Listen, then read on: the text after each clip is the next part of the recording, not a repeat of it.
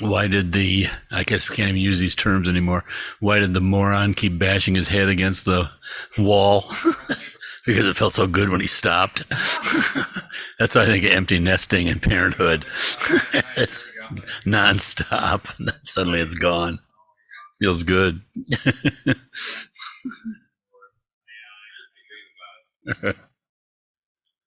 Okay. All right, shall we start? All right, we're continuing in Kalu Rinpoche's book, Profound Buddhism, from Hinayana to Vajrayana, and we're in the midst of the Vajrayana. So we're starting tonight on page 93, which is the links between body and mind. And before we get into that, this is really a wonderful title, Links Between Body and Mind. Because if you think about it, what did the Buddha discover and what did he teach? The fact that mind is the king. In other words, what our speech is, he says, is as if the mind is the king and the speech is the minister. The minister is just doing what the king tells him to do. And so too, our mind is what's in control. The speech is just following after the mind. And so too the body. Buddha said the body is like the servant. It just follows around like a servant. And that's our body. This is the forces of karma, rebirth, and the amazing creativity from instant to instant. We are just the product of our mind, you might say. So this link between body and mind is especially useful because, think of the attachment that we have to our body. It's so powerful, and it's right there for us. So the Dharma is remarkable because it uses what we've got. Instead of saying that, I don't know, like you're just damned or something, and there's nothing you can do about it. Instead, it looks at the situation and says, you really have all this power, we just don't know it, and we have a habit of not using it because it's unrecognized. So the Dharma is starting to show us method. And again, this great image that they use is that we fly to Buddhahood on two wings. One is wisdom and one is method. Sometimes method is called compassion. But that too gives an indication of the profundity of Buddha's compassion because it's compassion with a capital C. It's more than the usual English meaning of the word. It's upaya, skillful method. So this link between body and mind, how is that used? Well, in the conventional Mahayana, we're using our ordinary bodily experiences and afflictions and all of that. We're using our ordinary awareness of those to link it to mind. And what is the link to mind? Well, we're not harming, first of all. And then second, we're trying to help. And we learn the teachings. And so when something like great anger arises, this feeling that's actually in the body itself, we come to recognize it. And we have the teachings that we actually be needing to practice contentment and patience in that situation. So we're using these links to mind. What is the mind is patience. And we're using everything that happens to us to link to our ordinary understanding of mind. But of course, this is something that's coming out of the nature of our mind. So it's really profound. It's really much more than it appears to us. So we have that wonderful story from Shantideva where he told about a prostitute in ancient India who thought she'd do a big funny joke, and she put on a nun's robes and started prancing around for her customers. And they all thought this is really funny. But the merit of that robe was such that she was reborn in a heavenly state. So these links that we do to things that are, cognizable to us and acceptable to us, no one's going to disagree with you that such a thing as patience exists. So it's something that we all understand. We don't see the depths of it, but we recognize it. We can recognize it. So therefore, the conventional Mahayana is incredibly powerful, but it takes faith because we don't do these things again and again and again. And we don't train the mind in this way unless we have confidence. Like the Buddha said, patience is profound. Anger isn't. Anger is powerful, dangerous, all of these things. So this is using the conventional body, so to speak, to link to the conventional mind, but thereby going beyond the conventional mind because it leads to realization. So again, the practice is we practice the causes of Bodhi, the causes of awakening. We do all these, just this slice of reality, so to speak, the virtues, with the confidence that they do have the effect of awakening. And of course they do, because think of it, if you're really angry and suddenly you are successfully practicing patience, you're already touching awakening right there. But that's all using conventional method, which is tremendous because it gives us a way to communicate to others too. With this great vow to liberate all, we have a way of communicating because we're speaking the language that everyone can understand. You can speak truth without having any kind of Buddhist flavor to it at all. I mean, I remember years ago when we stuck our neck out and we had the Kala Chakra coming to Rochester. And somehow, I don't know how it happened. Well, I do know how it happened, but nonetheless, we had the head of the Nyingma, the oldest tradition within Tibet outside of the indigenous Bonpo. But we had the Nyingma, head of the Nyingma, coming to the United States to do the Kala Chakra empowerment for the first time. This little Dharma center that couldn't afford a telephone. So it was, quite a deal. No, I forgot what I was talking about. The link, it'll come back. But nonetheless, this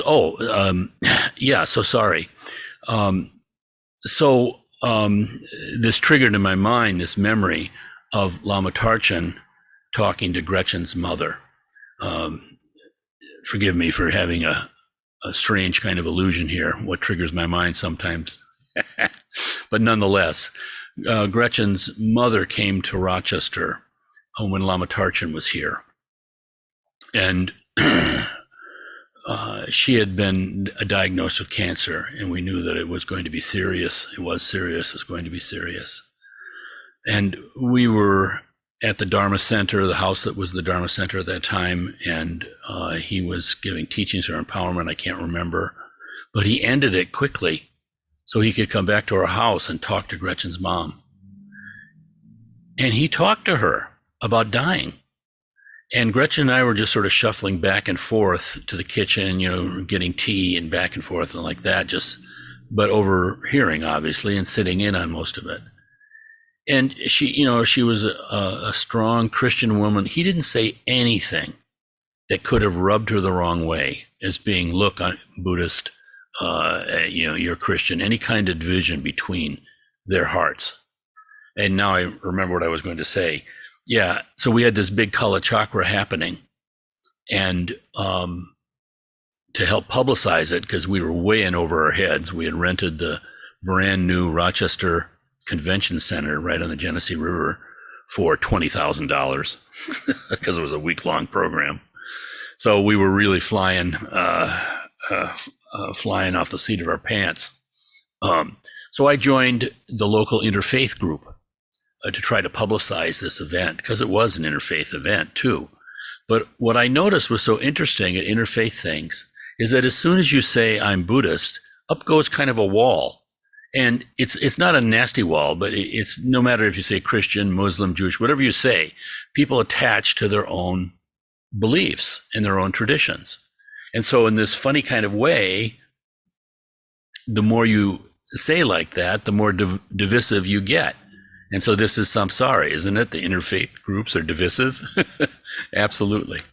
So that's what led me to think about Lama Tarchin being able to speak to Gretchen's mom without any Buddhist coloration. And it wasn't some watered down thing that he was doing. He was describing the Bardo teachings, all about the mind. So this is very, very valuable. So this is, for us, the conventional Mahayana. We can use our conventional mind states, the things that people already recognize. You can communicate with everyone. And this is very wonderful. But now with the Vajrayana, we're talking about the subtle body. So instead of talking about the gross body and the gross emotions and the gross feelings in the conventional way, now in the Vajrayana, we're talking about the subtle body. And this is this connection. Same thing. We can use this subtle body, which is subtler, to connect to the nature of our mind, to connect to wisdom. So it's extremely skillful. I like to think of it sort of like, genetic engineering. Yes, we can do all these things. You have a certain kind of disease. You can put on, creams and change your diet. And you can do all these things that are powerful. But there's also genetic engineering where you go right down to the genes and you have these seemingly miraculous kind of healings.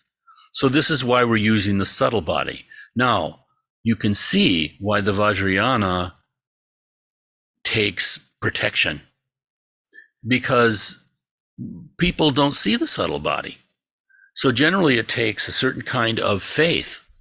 It grows out of, if you have faith in the conventional Mahayana, there's a basis for understanding, just like this. We're using the body, now we're going to use the subtle body. But before that, if you don't have faith in the conventional Mahayana,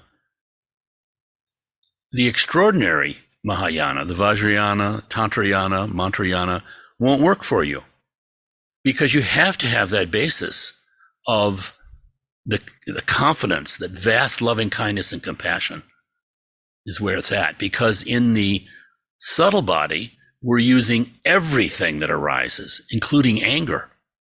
And so if you don't have the understanding of all beings have been my mother, or at least that kind of belief, then, using anger, what are we using it for? It's all this ego that's there. And things can really be dangerous. Things can be bad. But with the understanding that vast loving kindness and compassion is the mind of the deity, then you can visualize yourself as a deity, and all these protections, you're happy about them. The bonds of trust between you and the teacher giving empowerment, the bonds of trust among the co-empowered brothers and sisters, the disciplines, which can seem sort of archaic even, but yet at the same time, they're only to protect us from ourselves, so to speak, and make the practice more effective, you might say. So we're in the midst of the Vajrayana, and we're at this part where Kalu Rinpoche is going to talk about the links between body and mind. But even before that, I wanted to read one thing from Dzongtsar Khyentse to give, again, sort of the flavor of this, because the Vajrayana is greatly misunderstood. Again, very rare teachings. They were transmitted from India to Tibet directly, and they went to China, but in a more serendipitous route, like along the ancient Silk Road, the same path that Marco Polo took from Europe to China. So from India around up through Afghanistan, around the end of the Himalayas, and then all the way across to China. Also by sea, some of these Vajra masters went by sea to southern China. So there arose a school within China that was the Vajrayana school. It was eventually transmitted to Japan, where it still exists. It's called the Shingon, which means the sacred word, talking about mantra. But it died out in China, and no one really knows why. But China, in their wild history, they've had dynasties of Han people, like right now, ethnically the Han people rule a place, are the central power. In the past, they've had dynasties that were Manchurian. Manchuria is north of China, now part of China proper. Manchu is short for Manju, Manjushri. And the Manjushri was said to have been born on this lake that's on the border between North Korea and Manchuria. So the Manchus were, again, a Chinese Mongoloid people, and they occupied the throne of the emperor of China from time to time. And then there were also Mongolian dynasties. Genghis Khan and all those fellows, they conquered everywhere, including China. And they also administered Tibet. But the Tibetans, interestingly, talked them out of conquest. Said, we'll give you Dharma, and you can run our foreign affairs, but leave us alone otherwise. And the Mongols went for it. So you have Mongolian Buddhists. Then at a later time, Chinese people who had a karma and an interest in Tantric Buddhism looked to the Mongolians and Mongolian lamas, and also Tibetan lamas. But the indigenous, so to speak, the first Vajrayana traditions that arrived in China, mostly from southern China, died out for some reason, but they exist in Japan to this day. Gretchen and I went to the main center of the Shingon Buddhism in Japan when we were there. Okay, so this is from Dzongkhar Khyentse, and he titles this Entangled in the Vajra Net. One of the reasons the guru is so important has to do with what we call the three Vajras, body, speech, and mind. One's own body is the Vajra body. One's own speech is the Vajra speech, and one's own mind is the Vajra mind. These Vajras need to be discovered, realized, ripened, and decoded. And they need to function as the three Vajras to reach fruition. As it is, we are trapped in a really sophisticated net that keeps the three Vajras entangled, preventing them from meeting their full potential. We humans have a habit of making something out of nothing, even our names. For example, if you called your child Bob, Bob becomes an even more solid entity, and you become trapped by that label. The label of gender is endlessly reconfirmed by the existence of gents' toilets. This book in your hand, the pen in your bag, your values, your looks, the window, your shampoo, anything we deem to have size, color, or shape, all of this is a net that traps your body, speech, and mind. The indestructible nature of the three Vajras cannot function because it is completely entangled in this net. The three Vajras, body, speech, and mind, are present all the time, but the net prevents them from fully manifesting. Unrestrained, the body can go beyond height, color, weight, and health. Unrestrained speech is free from the burden of misunderstanding and miscommunication. A mind ripened to its full Vajra potential is never distracted, never entangled by ideas. It is free from obsession and bias. For instance, the cup on my table is part of the Vajra body, but because of the net, we have such a limited view of it. We can't see it as bigger than the universe, and therefore we are unable to put the whole universe inside this small cup. Similarly, language, symbols, and other means of communication are all Vajra speech, and any cognizance or awareness, any interaction between subject and object is Vajra mind. But because of the net, we are trapped. Vajra speech and Vajra mind don't function. Because of culture, education, and all our usual habits, we are not functioning as deities. Tantra introduces the view, the deity, and the guru to untangle the net. No matter how much understanding you have of the view, it most likely remains only an intellectual or conceptual understanding. The deity is also almost just a concept, but the guru is tangible. The guru is there like a table in front of you in your deluded mind. And if you have the karmic predilection for admiration and devotion, it's the best delusion you can have. This delusion has the power to decode your delusion. So that's about the Tantra and gives us, an idea. So we're using, in our book tonight, this connection between body and mind. And unlike the gross connection, we're using the subtle connections. So let's start in the links between body and mind by Kalu Rinpoche. All beings, whoever they are endowed with body, speech, and mind. Of the three is most important, mind is the most important, because it possesses the ability to manifest all phenomena, those of samsara as well as nirvana. Because of this ability of manifestation, we have experienced an incalculable number of births since time without beginning. In all these existences, we have accomplished an infinity of acts and accumulated an immense karmic potential. All existences proceed from mind. Negative acts like killing lead to rebirth in a hell.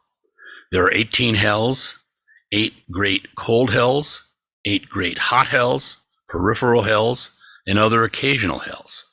However, these hells are nothing other than manifestations of the mind itself. Different negative acts entail other results. Strong greed, great attachment, and overwhelming desire lead to rebirth in the realm of hungry ghosts. There are many kinds of hungry ghosts, beings having external obstacles, beings with inner obstacles, and beings with obstacles related to food and drink. All suffer great hunger, thirst, and extreme destitution. They never find what they need. Again, the realm of hungry ghosts is nothing other than a manifestation of the mind. Not able to discriminate between negative and positive activity comes from mental obscurity, leading to rebirth in the animal realm. It is said that the animal realm is the most populous realm of all, and its inhabitants, like the Nagas, cannot communicate with humans. The Nagas live underground and in water and are divided into 8 classes.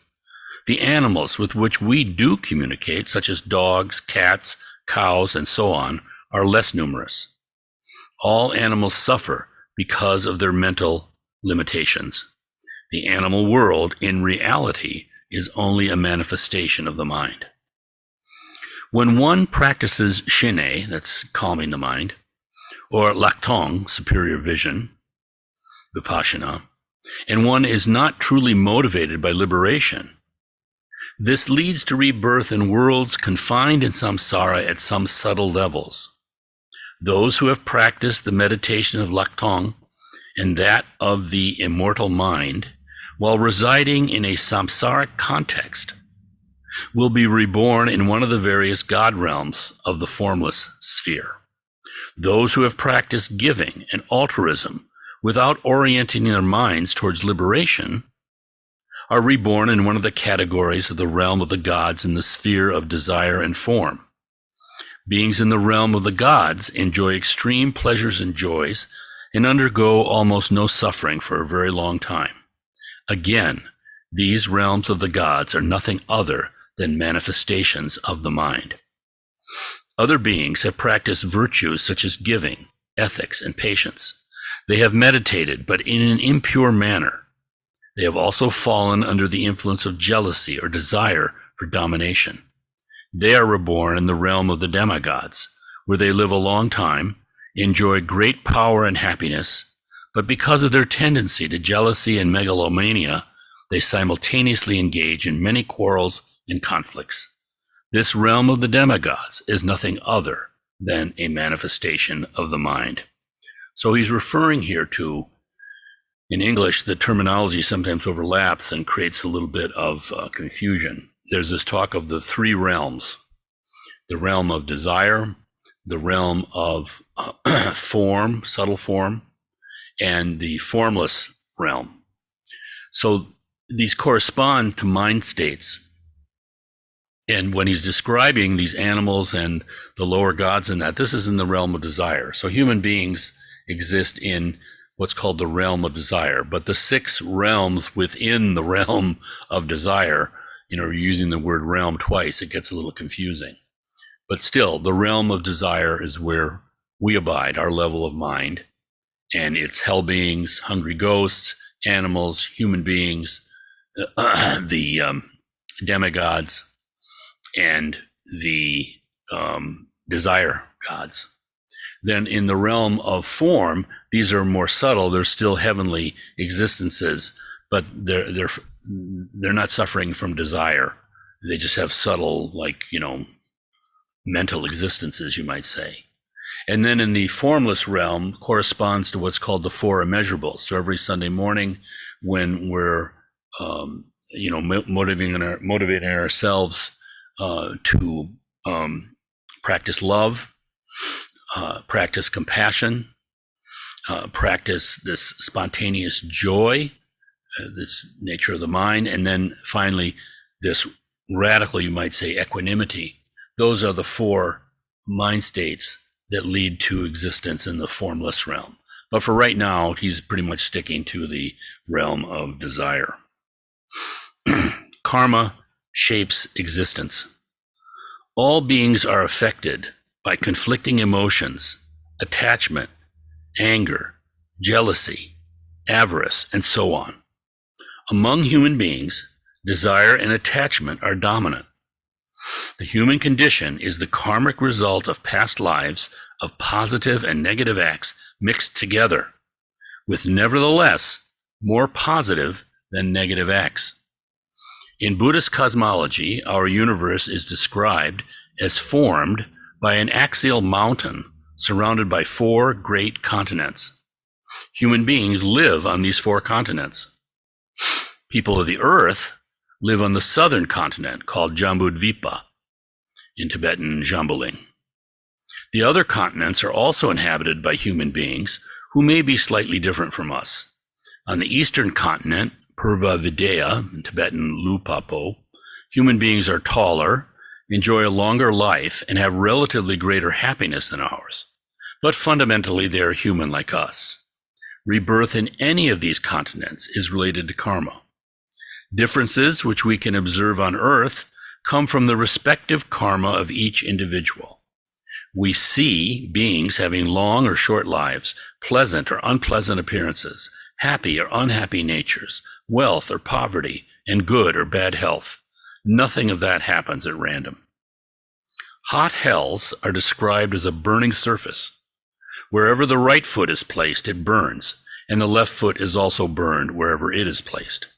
The Buddha said that this fire in the hells is our own creation, the result of karma and product of our own mind. No one created it. No external being is responsible for it.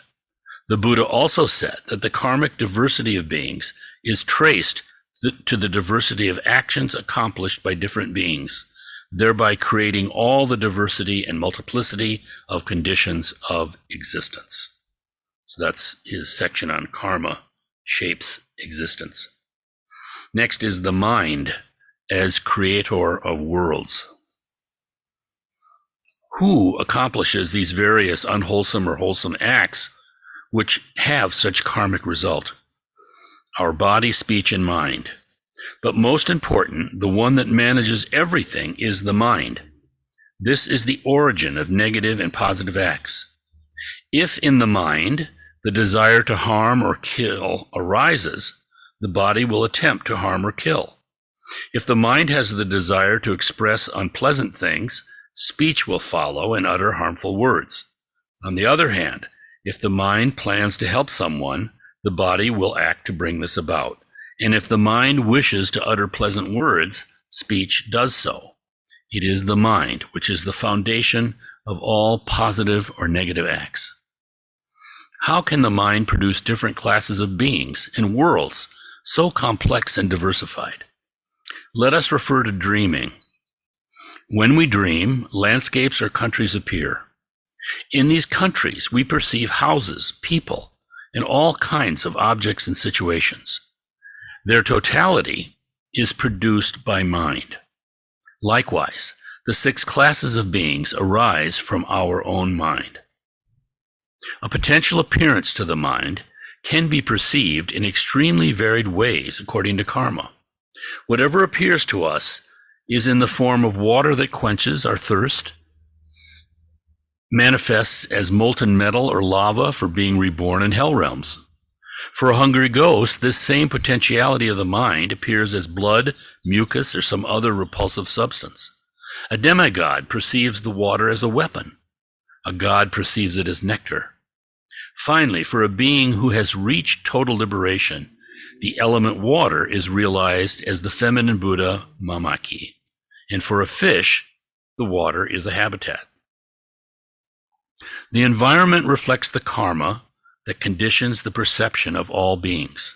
We live on the surface of the earth, while a fish would not know how to survive out of water. For other beings, their world is our own body. Indeed, it is said that in the body of each individual, there are 84,000 microorganisms for which our body provides a place and means of subsistence. An illness called yama is traced to one of these microorganisms, which can move in a fraction of a second from the sole of the feet to the tip of the hair. I'm always kind of amazed at this traditional framework that the Tibetans had.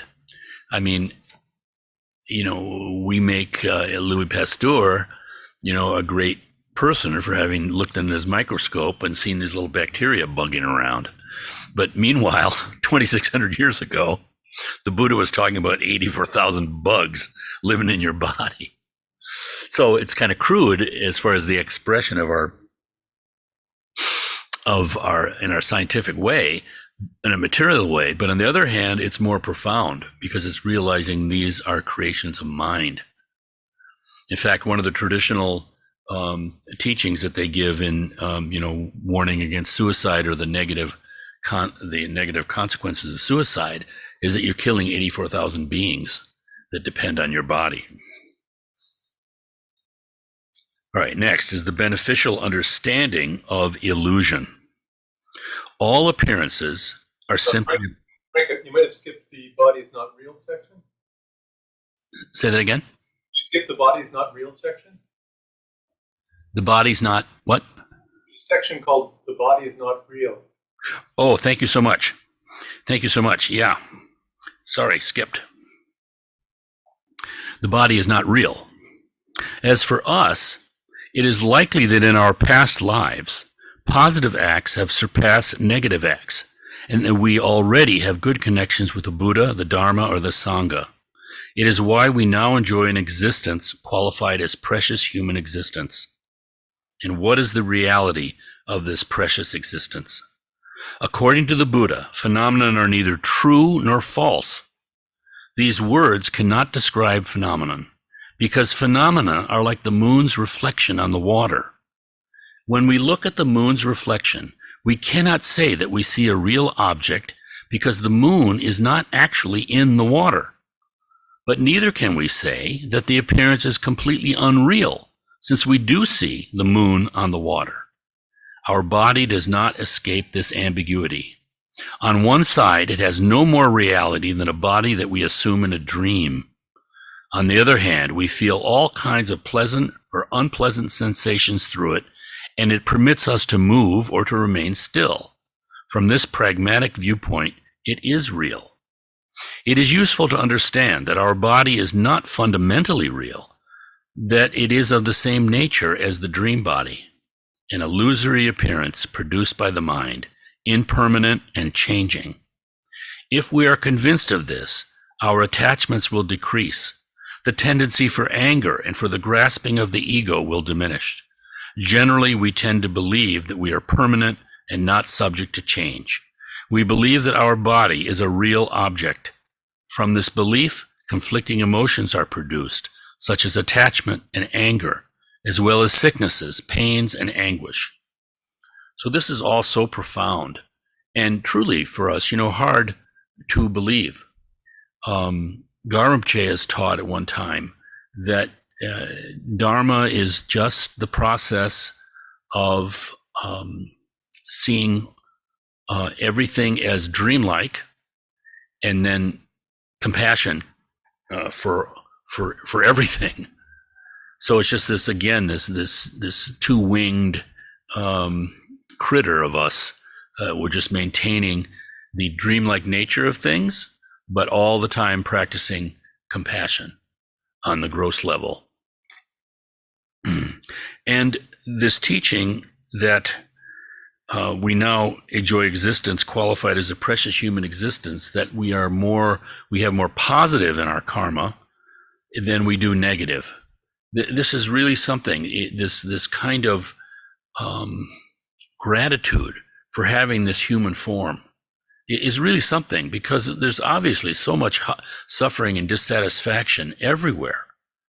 And yet, when you have this basic understanding that this human platform is the most advantageous from which to attain to Buddhahood, it changes the perspective.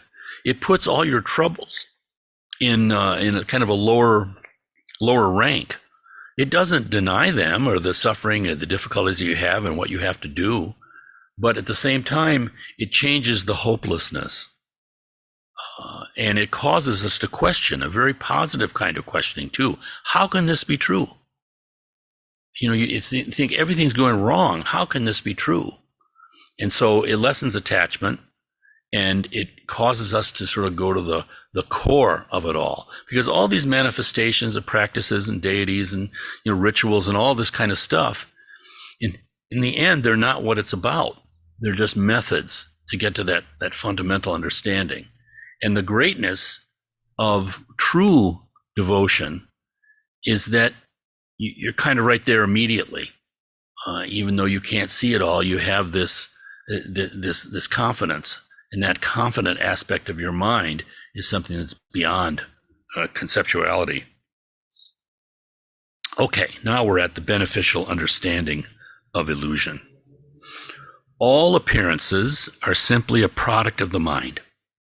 They have neither reality nor permanence, and are transitory and ever-changing. Let us consider a man and a woman who fall in love and happily live together. They marry and everything goes well. After a while, a misunderstanding occurs and happiness changes into suffering. They no longer find it pleasant to be together. They disagree mentally, verbally, and physically on all levels. Even looking at each other becomes an occasion for argument and anger. Simply hearing someone talking about the other is unbearable. Attachment, love, and desire have been transformed into anger and hatred. It is an indication of the non-reality of phenomenon. And when he says non-reality, again, he's talking about an absolute non-reality, something that we can really trust, something that we can supposedly attach to, and that's all that we need. So this non-reality of phenomenon, why? Because it's changing. And as we look deeper into it, we see it's not even there. But anyway, love was not real, quote unquote, since it was easily transformed into hatred. And there's a footnote there where he says reality, from the translator, reality must be immutable and indivisible. So that's what we were talking about. All right. Love was not real, quote unquote, since it was easily transformed into hatred. Being aware of the fact that what is now happening is only an illusory play of the changes of the mind is beneficial. Even if we cannot rid ourselves of conflicting emotions, we can at least understand that if it is difficult to live in harmony, it is not necessary to become bitter enemies when the joy of being together has disappeared. Getting along or misunderstanding each other are only relatively superficial changes of the mind. So you see the practical benefit so soon of this view, this attitude. Now, half grass, half water, it says. Sometimes we meet men and women who are deeply in love with someone who does not share their feelings. The people whose feelings are not returned are greatly tormented. This does not really belong to the Dharma, but to the stream of worldly phenomenon. Nevertheless, there is a Tibetan saying, on earth, there is half grass and half water. Among human beings, there are half men and half women. This means that if an animal cannot find grass for browsing somewhere, it can always go somewhere else. If the person we love does not share our feelings, we can always look for someone else. Some people are so possessed by their loving passion that they commit suicide. It is the result of great stupidity leading to the thought There is only this woman on earth. Since she does not want me, it's better that I die. What blindness. Now, talking about the subtle body, channels, winds, and tiglies. Whatever our situation, we are benefited at this time with a human body to which we accord a strong sense of reality. This body is somewhat like a house, a building, or a park. It is covered with channels. So in Sanskrit, these are nadis, in Tibetan, sa. So this body is somewhat like a house, a building, or a park. It is covered with channels, comparable to pathways, upon which subtle winds, in Sanskrit, prana, in Tibetan, lung, circulate. It is compared to horses. Today one will say vehicles. In Tibet, and tiglis, bindu in Sanskrit, concentrations of subtle energy corresponding to wealth that one enjoys. Considering the mind as a person, one will say that the body is the region where the mind resides. The subtle channels form the roads on which the mind moves.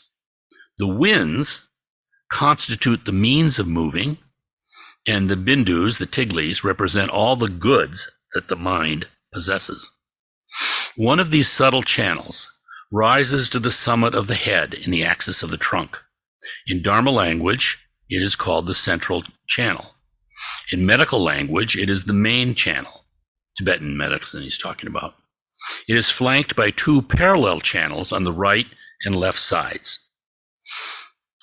These two channels play a great role in the functioning of our mind in its illusory mode. One of them makes us apprehend the external world as an external object, while the other has us conceive the grasping of a subject, an I, perceiving this external world. In our body, these two channels are the subtle basis for the functioning of duality. From these three main channels, many ramifications, 72,000 in total, are created. They extend throughout the whole body. In some places, they form kinds of plexuses called chakras. So this is all, very detailed and very heavy, and just this, simple introduction to the subtle body. The central channel is called the avaduti in Sanskrit, and sa uma, the central uma. So Robert Thurman named his daughter Uma Thurman after the central channel. Uma is actually the goddess that's named after the central channel. The right channel is called the rasana in Sanskrit, the roma in Tibetan. The left channel, lalanda in Sanskrit, kyangma in Tibetan.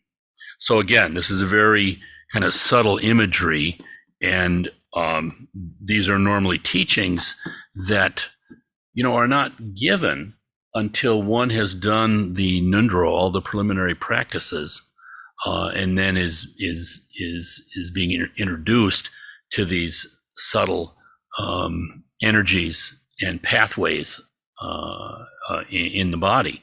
Lama Tarchin said, for instance, that it's as if you had a great lake, a mountain lake, and that mountain lake is suffering.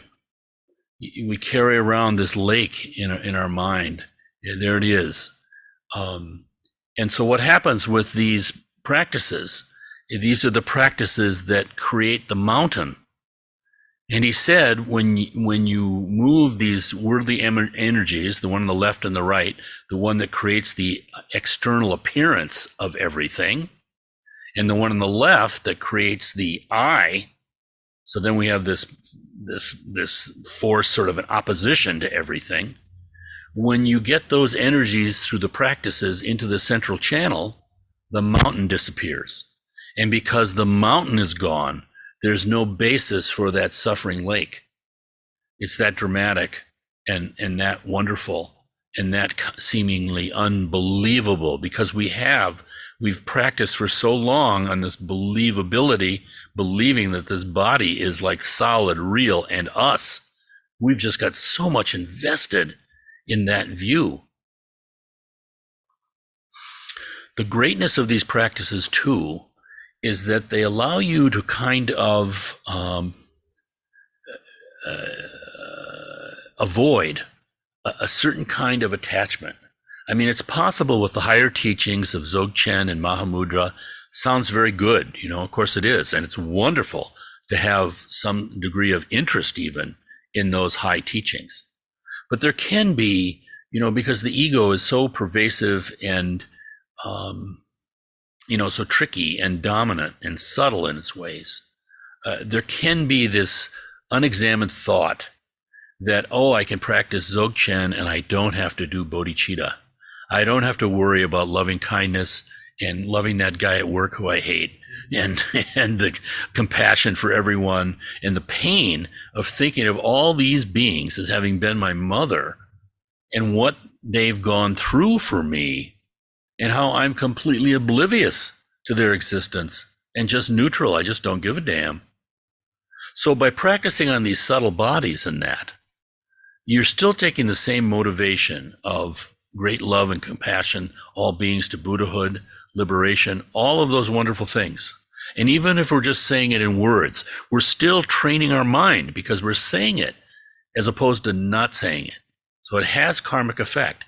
But in this practice, with the central channel, with the tiglis, the bindus, these little energy wealths that are moving around all these passageways in the subtle body through the force of the lung, the prana. It's like you're involved in that subtle form, and that's very skillful.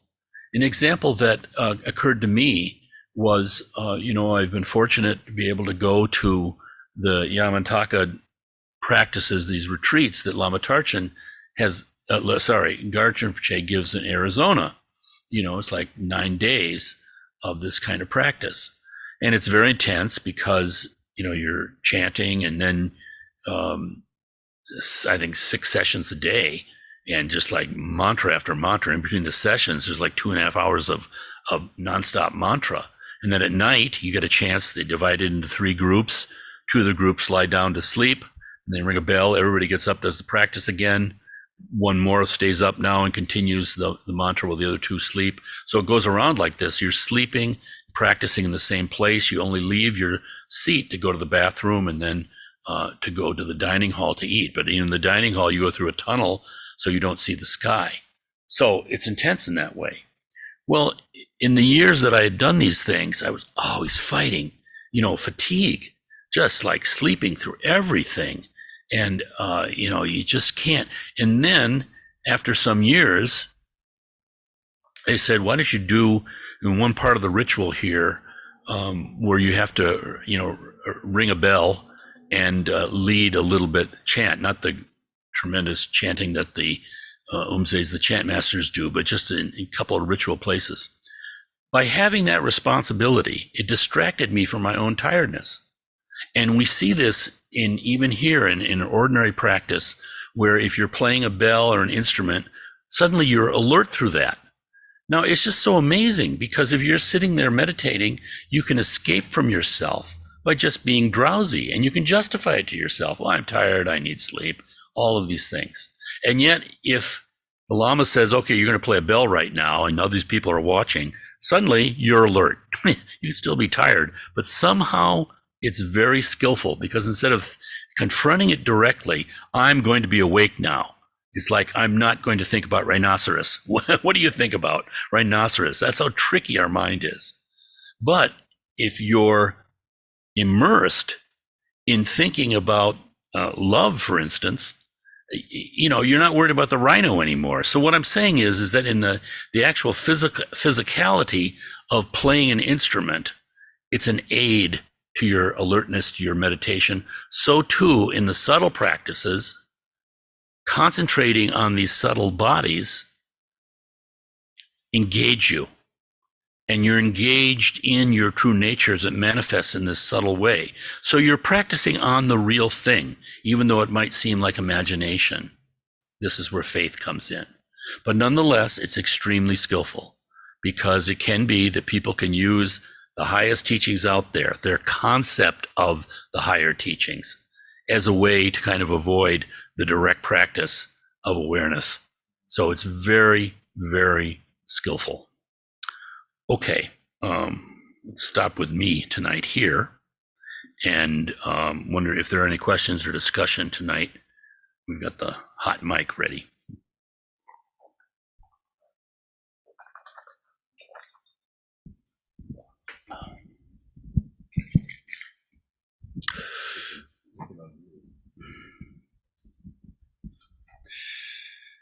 So we're stopping tonight on page 99. If you want to continue there for next week, this section goes to page 112 because obviously it's important, mind and body. Okay. Well, thanks. Hey, everybody. What I wanted to ask you, Frank, was, so basically seems like Tantra is really a participatory activity, and that everyone should really be playing instruments and getting involved. Is that what you're saying, basically? No. Okay. Everybody has their own path. Okay. And there can be people who, there are just no rules. Everybody is so different, is so unique. It is really one of the great blessings, though, of finding great teachers, because they can use that. They can use that. For some people, even truly, all the ritual, all the lighting incense, all that is somehow an obstacle to them. And so they don't do that. This is the greatness to me of the Dharma, is that there is no limitation to Buddha's compassion. And so even the Buddha himself in the old texts, which I've only read very, very, very, very limited ways, when he was asked, is there a self? Depending on the person he was talking to, sometimes he said no, sometimes he said yes. And also in China with the great Zen masters there, this famous example of someone asking one of these great patriarchs, Jashu, does a dog have Buddha nature? He was really, really wrestling with this monk. Does a dog have Buddha nature? And Jashu said, no. But there's other examples where Jashu said yes. So if we're dealing with it like an academic, we ain't ever going to get anywhere unless you exhaust an academic habit. I do have to say that our own friendly Kempola, who is a tremendous academic, he blew me away. Like, well, gosh, it's been like 6 years now since he's been here. Mm-hmm. He came up and I was talking about I was being dumb. And he said to me, he's like, Rogo, all Buddhism is the same. Uh-huh. And I was just like, what do you mean? There's a higher, and it was just amazing to see that, just what you said, it works. It all leads to the same thing. So thank you, Frank. And yeah. No. And it's actually an obstacle for us to be trying to anticipate the unfolding of our own mind. People are looking for one thing or another and judging themselves. And it's that very judging, alienated mind that is actually doing that is actually the problem.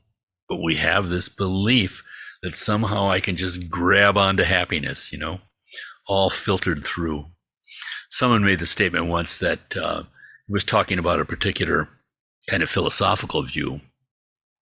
We can look at things through a lens, but what we really want is a corneal transplant. We don't want to be looking through a lens. We want it to be real, right?